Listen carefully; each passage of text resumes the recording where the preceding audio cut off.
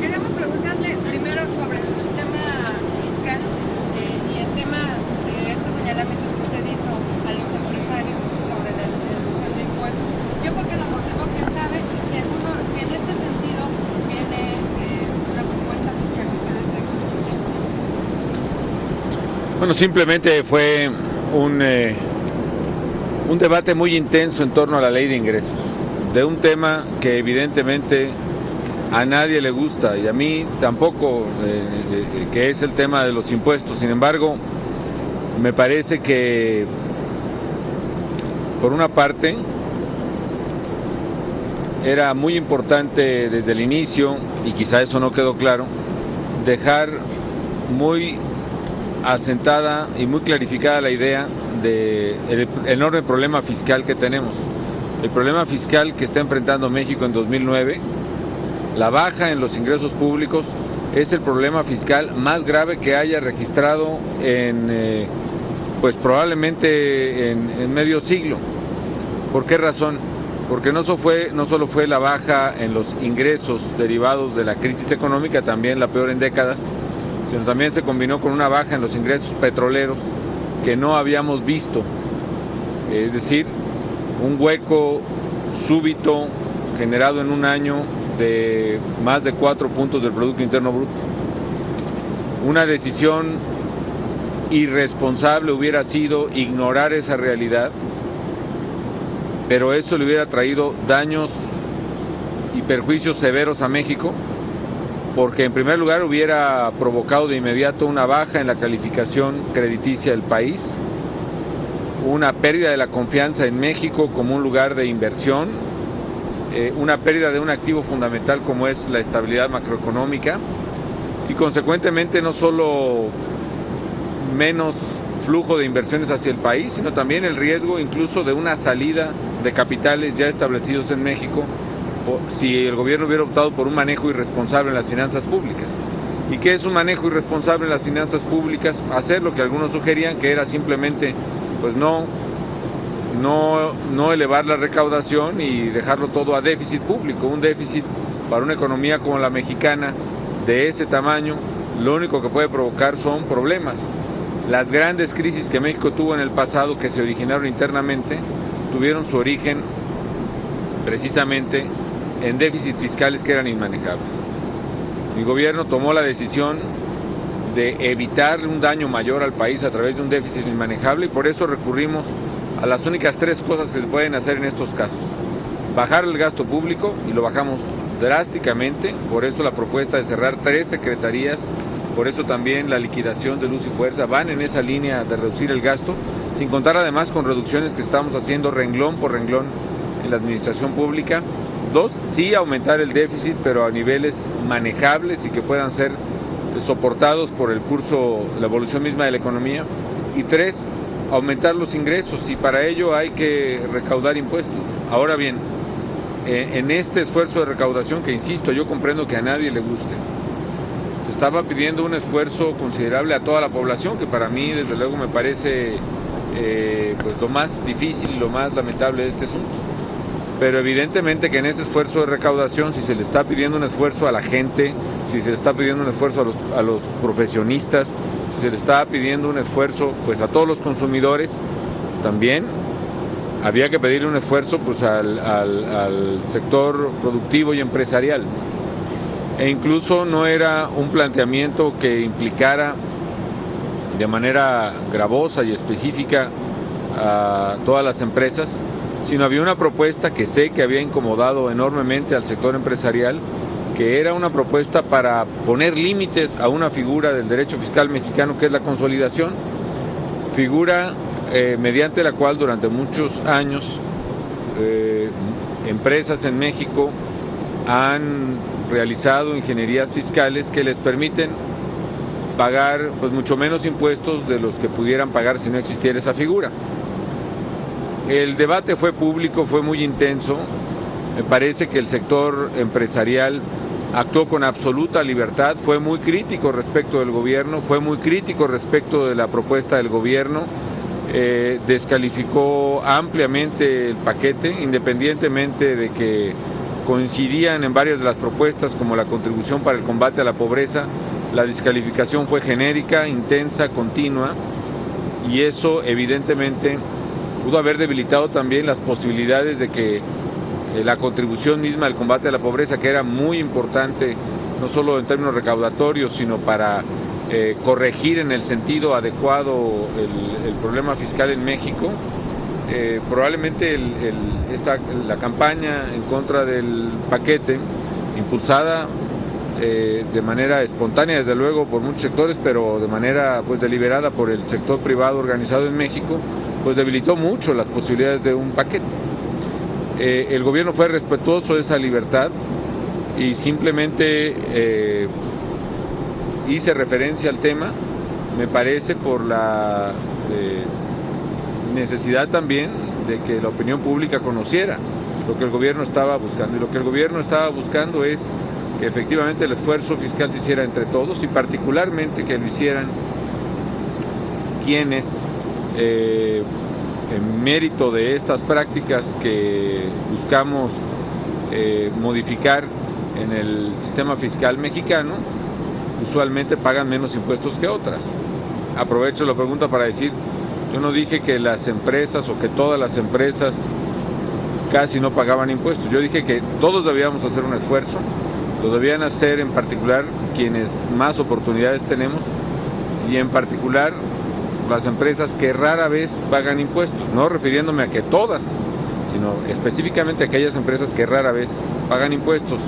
Tampoco dije que lo hicieran de manera ilegal, sino simplemente dije, como precisé al día siguiente, que se trataba de empresas que aprovechaban estas figuras de la ley que a mi juicio provocaban inequidades y a juicio efectivamente de la Secretaría de Hacienda. Y la propuesta que hicimos buscaba y en cierto sentido logró, al menos en una parte, corregir esas inequidades que genera la legislación fiscal. Una vez que ha sido aprobada la ley de ingresos, creo que hubiera sido útil para todos que hubiésemos tenido niveles de diálogo y que hubiéramos podido conciliar diferencias y buscar coincidencias en un ámbito mucho más constructivo que el hacerlo como escogió el sector privado en el ámbito de la opinión pública de manera muy intensa. Creo que eso es lo que genera el plantear las cosas de esa manera. Mi gobierno, sin embargo, está abierto a dialogar con los empresarios y con todos los sectores productivos del país para seguir buscando un régimen fiscal que, al mismo tiempo que corrija de fondo el problema grave que tenemos de baja recaudación en las finanzas públicas. México es uno de los países que menos recauda como porcentaje de su Producto Interno Bruto en el mundo. Al mismo tiempo generemos un esquema tributario que permita competitividad al sector productivo y permita equidad a todos los contribuyentes. Yo estoy abierto a ello. Probablemente hay quien opina que hubiera sido deseable que este debate no se diera de esa manera tan intensa en la opinión pública, pero ciertamente no fue el gobierno quien inició esta polémica tan intensa y que erosionó mucho las posibilidades de un mejor paquete fiscal, sino que bueno, fueron diversos actores y un posicionamiento de el gobierno explicando precisamente su medida, pues también hacía falta, ¿no? Para mí es muy importante que de ahora en adelante nos concentremos no solo en cómo armar un buen paquete fiscal, sino también verdaderamente en construir un acuerdo para tomar decisiones de fondo, como he dicho, para que la economía crezca más rápido y genere mucho más empleo, ¿no? Pero eso fue más o menos el contexto. Con toda la experiencia de lo que ha sido el debate legislativo presupuestal, da la impresión de que, aunque hay acuerdos con el PRI, estos le están saliendo muy caros al gobierno. En la parte de los ingresos, el PRI hace que el partido, que su partido y que la persona del presidente pague altos costos por la ley de ingresos, y ahora parece ser que se quiere repartir el PRI con la cuchara grande ya a la hora de asignar este dinero. ¿Cuál es su evaluación de la posibilidad de hacer acuerdos con el PRI y si su llamado a preservar el programa Oportunidades tiene que ver con un verdadero riesgo de que los gobernadores se queden con un presupuesto que no vaya a la atención de la pobreza? Bueno, en primer lugar, no de ahora, de siempre he pensado que los acuerdos en política son indispensables. Yo soy alguien que creo en los acuerdos y los busco. Particularmente debe haberlos entre un gobierno y un partido que tiene la mayoría relativa en la Cámara de Diputados. Y no solo con esos partidos, sino lo deseable es que sea con todas las fuerzas políticas, pero por lo menos quien tiene una buena parte de la decisión que debe de tomar el Congreso en materia presupuestal. Ahora bien, estos acuerdos son siempre complejos. Me parece que tenemos que buscar en nuestro sistema político, quizás será una tarea, una vez que pase esta coyuntura, mecanismos que permitan una toma de decisiones en un ambiente de mucho mayor colaboración y mucho mayor corresponsabilidad. Me parece que el PRI tiene el voto mayoritario de los electores, de acuerdo con las elecciones de julio pasado. Tiene una mayoría, así sea relativa, es una mayoría muy importante, cercana a la absoluta en la Cámara de Diputados. Me parece que con lo que responsablemente debe hacerse es que cada quien asuma precisamente la responsabilidad de la representación que ostenta. Y en la responsabilidad de la representación que se ostenta implica precisamente que se tomen decisiones a su vez responsables con el país. En mi caso, como presidente de la República, ni pretendo ni busco eludir ninguna responsabilidad. Sé que soy el que tiene que tomar estas decisiones, el Ejecutivo es quien tiene que hacer propuestas que son desde luego muy difíciles, como es en el tema fiscal, pero evidentemente creo que a medida que la opinión pública sea mucho más madura y haya mayor capacidad de deliberación y mayor ejercicio político en la vida ciudadana, también pues el propio ciudadano podrá valorar y tomar las decisiones y asignar las responsabilidades, los méritos, los premios o los costos políticos de acuerdo con las decisiones que verdaderamente se tomen. Volviendo a la pregunta anterior, es una de las cosas que quizá yo lamentaría de lo que ocurrió en torno al debate de ley de ingresos, que en lugar de generarse un ambiente constructivo que permitiera mejorar propuestas y tener un buen acuerdo, se generó un ambiente muy destructivo de crítica e incluso de falta de diálogo por parte de los interesados, que evidentemente deterioró enormemente las posibilidades de construir consensos. A mí me parece que si hubiera habido un ambiente mucho más constructivo, no solo los diputados y senadores del PRI, sino de todas las fracciones parlamentarias, hubieran estado en mayor posibilidad de impulsar acuerdos o decisiones mucho más aceptables para todos o mejor orientadas técnicamente, pero fue tal la presión y la descalificación hacia los legisladores de las medidas que debían de tomar, que eso evidentemente generó un ambiente poco constructivo y poco positivo para ellos. Ahora, en el programa Oportunidades, ustedes conocen mi punto de vista y lo reitero. Sí hay un problema grave de pobreza en México, pobreza extrema desde hace tiempo, y estas crisis gemelas, la alimentaria y la económica, lo agravó. Y estoy seguro y afirmo que nadie puede eludir esa responsabilidad de acelerar el paso en la lucha contra la pobreza, de incrementar los presupuestos en la reducción de la pobreza, y sobre todo a través de programas que ya han probado su eficacia, como es Oportunidades, que antes fue Progresa, desde el gobierno del presidente Zedillo. Son programas que sí han reducido la pobreza y que en consecuencia debemos intensificarlos. No lo quisiera comentar ahora para no extenderme, pero valdría la pena si ustedes tienen oportunidad de revisar las mediciones que ha hecho el INDEVAL y otros organismos nacionales e internacionales sobre la eficacia de los programas.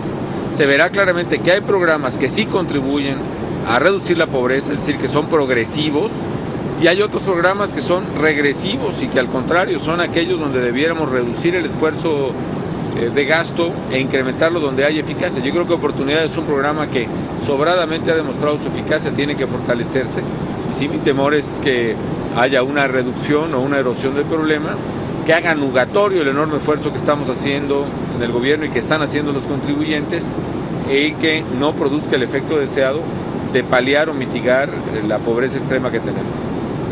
Presidente, yo quiero preguntarle sobre el caso de Empezamos y Fuerza del Centro, el Instituto Mexicano de Electricistas. Quiero preguntarle preguntarle cómo interpreta, cómo vislumbra este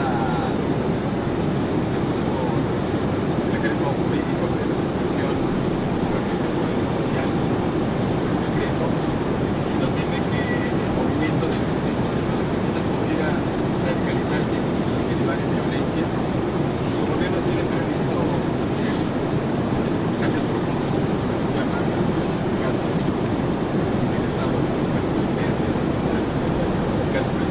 Bueno, son varias cosas. Quizá también aquí valdría la pena explicar un tema que es muy complejo en el derecho mexicano, que es el amparo. En el amparo hay básicamente dos acciones distintas, ¿no? La que es de fondo, la que es el amparo mismo, que es cuando un juez, al otorgarlo, impide la acción de una autoridad, y otro que es un mecanismo adyacente al fondo del amparo, que es la llamada suspensión. La suspensión no es más que una medida en la cual el juez dice: mientras yo no resuelva el tema del amparo de fondo, déjenme las cosas ahorita como están en este o en aquel particular tema. Es muy común que se haga, pero en realidad la suspensión que otorgó la juez fue únicamente para efecto de que la Junta de Conciliación y Arbitraje dictara un fallo resolutivo que seguramente dictará una vez que se resuelve el amparo de fondo. Es una, pues a lo mejor esto es simplemente una explicación innecesaria, pero puede ser útil. En México, por ejemplo, la gente cuando tiene una suspensión asume que ya tiene el amparo, cuando el amparo de fondo no se resuelve hasta que el juez lo dice.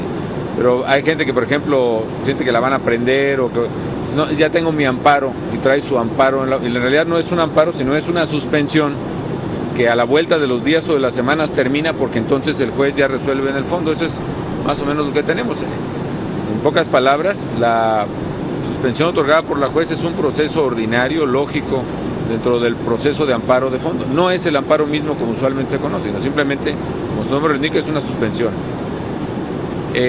Segundo, el gobierno ha sido y seguirá siendo respetuoso absoluto de la libertad de expresión, y yo asumo también que en los líderes sindicales y en los trabajadores habrá responsabilidad con el país, y simplemente hacemos votos porque en esa responsabilidad se respeten los derechos de terceros y obviamente se evita incurrir en un gravísimo error de violencia, ¿no? En cualquier caso, el gobierno tiene como tarea, y así lo ha hecho, garantizar precisamente los derechos de terceros y evitar la violencia, o bien, si la violencia, en los casos que se ha presentado, también el hacer un ejercicio responsable de la fuerza pública para evitar que se vulneren pues los derechos de terceros o de la ciudadanía. Y estoy convencido que hay que hacer cambios de fondo en esa y en muchas otras áreas, ¿no? En el caso, por ejemplo, de Luz y Fuerza, primero como secretario de Energía y luego como presidente de la República, particularmente en la negociación del contrato colectivo de 2008, el empeño había sido precisamente transformar de fondo Luz y Fuerza por una vía dialogada y negociada. Incluso ustedes recordarán que yo el primer decreto de intervención de Luz y Fuerza lo firmé y se publicó en el Diario Oficial el 16 de marzo de 2008. A las 10:30 de la mañana de ese mismo día, finalmente llegamos a un acuerdo con el sindicato y revoqué entonces el decreto. Y de ese acuerdo salió un acuerdo de productividad en el que nos comprometimos a tomar una serie de decisiones y medidas para verdaderamente eficientar Luz y Fuerza. A través del secretario de Trabajo y la secretaria de Energía, en reiteradas ocasiones, se urgió al sindicato a precisamente cumplir el convenio de productividad, y sin embargo, simple y sencillamente el convenio de productividad no se cumplió en sus partes esenciales. Pongo un ejemplo. En el convenio habíamos acordado que no habría nuevas contrataciones por el exceso de personal que ya tenía la empresa, y que buscaríamos que los trabajadores pudieran ocupar diversas posiciones, ¿no? Porque Sin embargo, a la vuelta de unos días, el propio sindicato ya estaba invocando que lo que ellos mismos se habían comprometido a hacer violaba su contrato colectivo, entonces que no lo harían. Y entonces fueron exigiéndole a Luz y Fuerza que empleara y empleara más gente, y de hecho Luz y Fuerza fue de las empresas del sector público que más empleados crecieron en estos años, en incumplimiento de lo que habían acordado. No obstante eso, hicimos varias gestiones. Yo hablé personalmente con el líder Martín Esparza, por lo menos en 2 o 3 ocasiones sobre el tema. Lo hizo el secretario Lozano, la secretaria Kessel, y desgraciadamente fue infructuoso. Ahora mismo seguimos empeñados en el diálogo y estamos ofreciendo alternativas a los trabajadores por conducto de estos dirigentes, independientemente de su reconocimiento formal o no. Tienen un liderazgo y mi orden ha sido que se les escuche y dialogue con todos los que tienen sus papeles relevantes. Les hemos ofrecido alternativas, incluso de recontratación, y ya hay varios decenas o cientos de extrabajadores, ingenieros técnicos que están colaborando con la Comisión Federal de Electricidad, y no puede ir más rápido el proceso de recontratación en tanto que no se termine la relación laboral con Luz y Fuerza, precisamente por las complicaciones jurídicas que implica eso. Les hemos ofrecido incluso que a través de organizaciones, a través de empresas que ellos mismos integren o cooperativas, como ellos decidan organizarse, puedan prestarle servicios a Comisión Federal de Electricidad como esas empresas. Por ejemplo, los talleres que como secretario visité, donde se hacen los tableros para los medidores, o los talleres donde hacen torres o postes, pues pueden seguir proveyendo, vendiendo esos postes y esas torres a Comisión Federal de Electricidad, y el gobierno está dispuesto a darles un trato preferente a ellos como proveedores de CFE en esa y en otras materias, o los que hacen muebles, o en fin, los que realizan trabajos de supervisión, muchas cosas. La propuesta ha estado ahí abierta desde el principio.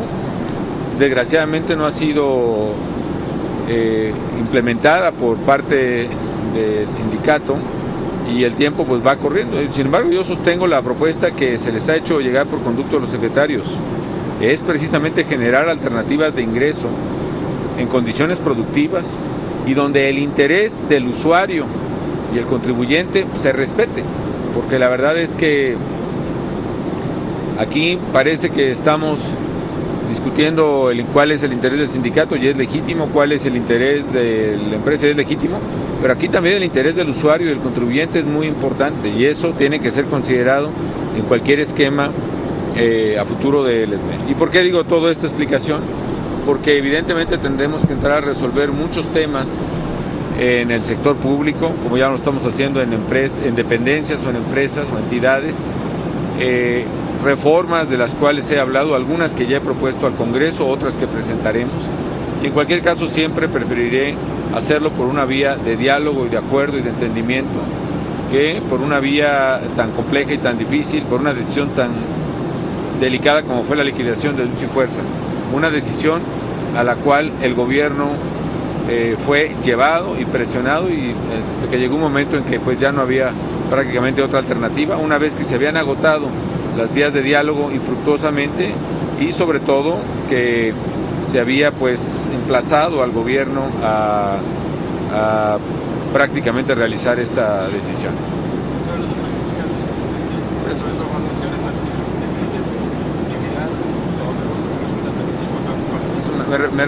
Sí, me refiero a eso. Aquí la decisión de Luz y Fuerza no fue una decisión contra este o contra cualquier sindicato, una decisión de una empresa que ya era insostenible, que le costaba a cada contribuyente, no sé, como 1,500 pesos, y que al año de subsidios, además de lo que ya paga de electricidad para su consumo, y no solo eso, sino que estaba frenando la competitividad del país.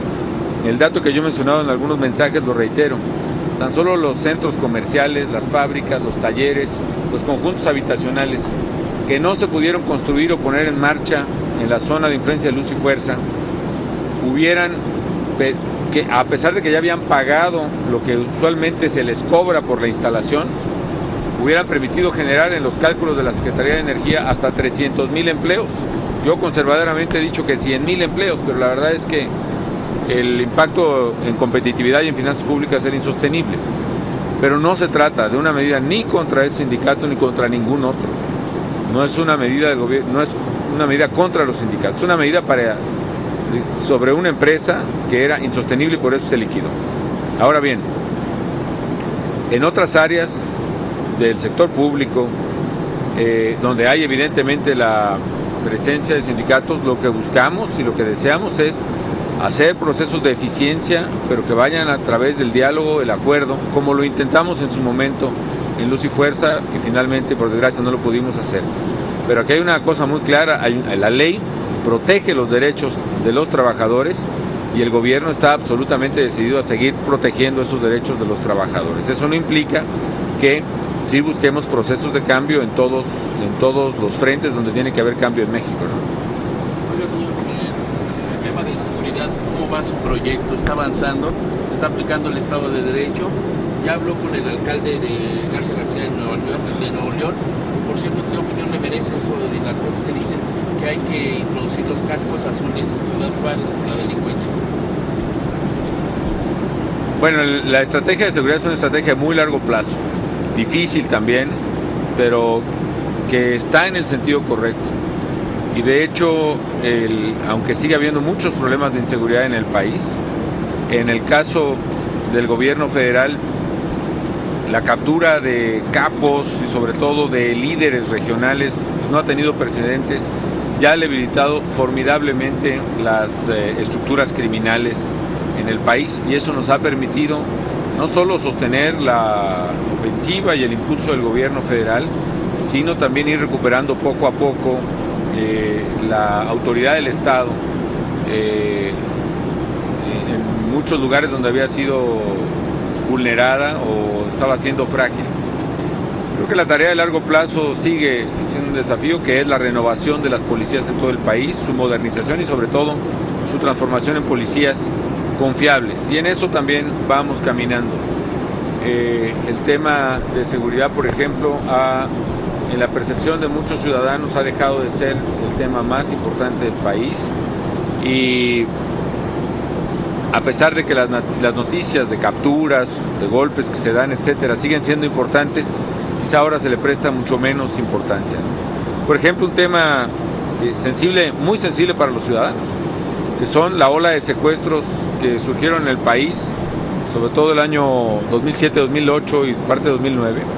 La verdad, sobre todo en la zona metropolitana, por ejemplo, hemos logrado la captura de las principales bandas de secuestradores y eso ha impactado favorablemente en una reducción que habrá que tomarlo con reservas y habrá que corroborar, pero es probable que veamos indicadores de reducción en materia de secuestros. Falta mucho por hacer, pero por ejemplo eso va avanzando. En algunos lugares hemos tenido mucho éxito en términos de reducción de violencia, es el número de casos, por ejemplo, en Michoacán o en Tijuana. En otros no, y que es el caso concretamente de Juárez. En Juárez estamos viendo una confrontación muy violenta entre dos cárteles, el cártel de Juárez y el cártel de Sinaloa, en la lucha por la plaza, que ya ha degenerado a una lucha muy violenta y campal entre dos pandillas. En Ciudad Juárez, una de ellas los aztecas, que son pandillas muy violentas. El perfil de quienes vemos ejecutados o asesinados es no solo sicarios, sino ya pequeños distribuidores de droga, consumidores incluso. Juárez es el punto del país que tiene más consumo de heroína per cápita, por ejemplo. Es una zona que ya tiene un factor de deterioro social muy preocupante y me parece que hay que complementar la acción policíaca con otras vías, ¿no? Por otra parte, respeto los puntos de vista juarenses, pero evidentemente no es el caso de que se requiera, ni México pediría o aceptaría la presencia de ninguna intervención extranjera en el país para estos temas que son de seguridad interior, y creo que la labor que realiza el ejército mexicano y las policías es la labor indicada. Sí, nos interesaría que el esfuerzo fuera complementario a niveles estatales y municipales. Yo diría que donde hemos encontrado suficiente colaboración, disposición y voluntad por parte de autoridades estatales y municipales, hemos podido avanzar y creo que en la medida que podamos extender esta práctica podremos tener más resultados y mucho más perceptibles, ¿no? En el caso del alcalde de San Pedro Garza García, como ustedes ya han reportado, fue citado a declarar por el Ministerio Público Federal, por la Procuraduría General de la República. Ignoro el contenido de sus declaraciones porque evidentemente están en el marco de la reserva que compete a las investigaciones propias del Ministerio Público. Y bueno, ahí finalmente es la autoridad competente que puede encauzar pues todas estas inquietudes que han derivado precisamente de los hechos de todos conocidos, ¿no? ¿No ha hablado con él? ¿No se ha reunido? No he hablado con él, lo saludé en mi visita a Monterrey, no intercambiamos palabras, simplemente nos saludamos protocolariamente a mi llegada al lugar del evento al que acudí el lunes pasado, pero nada más.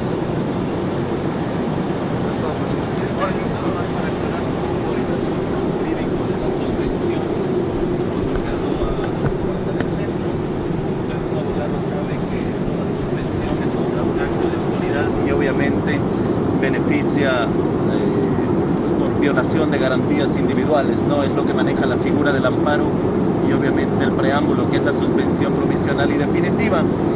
En ese sentido, primero, yo recuerdo que el secretario del Trabajo, Javier Lozano, dijo que si se daba esa suspensión definitiva, iba a afectar a los trabajadores porque ya no se les iba a seguir liquidando. Se dio la suspensión definitiva y el secretario ha dicho que se continúan con estas liquidaciones.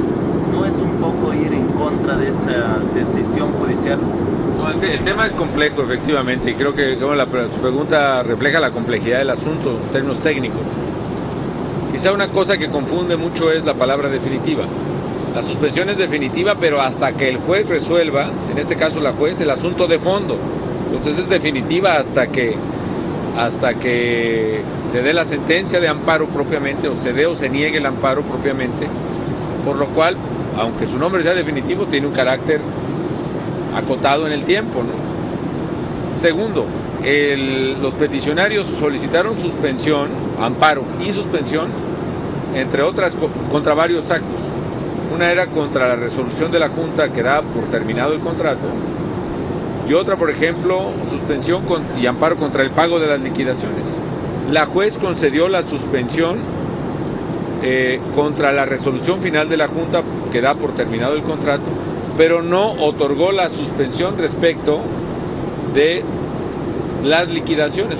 Por esa razón las liquidaciones siguen. Ahora, ¿por qué perjudica a los trabajadores? Porque muchos quizás tienen la expectativa con esa suspensión de que ya se ha arreglado su asunto, como dicen algunos miembros del sindicato, lo cual no es cierto, y eso perjudica a los trabajadores que estén pensando que el asunto se arregló así. No es así. Y también los perjudica porque muchos están esperando entonces a que se resuelva el amparo y entonces no están tomando sus liquidaciones, y este día 14 terminan las liquidaciones, no las liquidaciones, el bono adicional, la prestación adicional que está dando el gobierno.